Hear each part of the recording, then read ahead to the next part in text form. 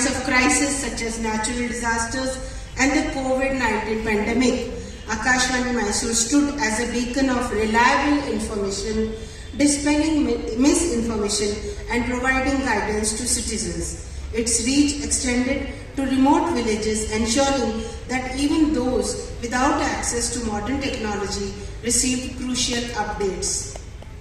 The world of media and communication has changed drastically over the years. The rise of television, the internet and digital streaming services has transformed how people consume content.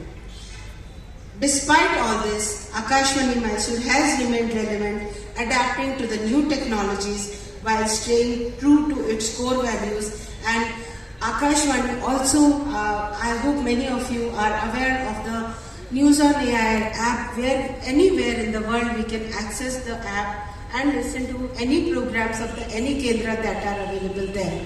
And recently, Prasar Bharati also launched an OTT service called Waves, on which there are lots of entertainment programs, including several radio stations. Today, as we mark 90 years of Akashvani, we pay tribute to the countless broadcasters, technicians, journalists, artists and administrators who have worked tirelessly to keep this institution alive and thriving. Their commitment to truth, creativity and service to the society has made Akashvani Mysore an enduring presence in our lives. This anniversary is not just a reflection of the past, but also a commitment to the future that we all make.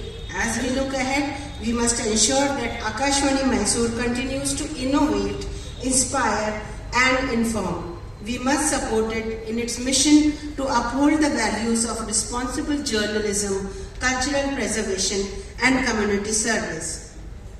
The future of Akashvani Mysore is bright, as you all can vouch for. With advancements in AI-driven content creation, interactive radio formats and digital collaborations, there is immense potential for growth.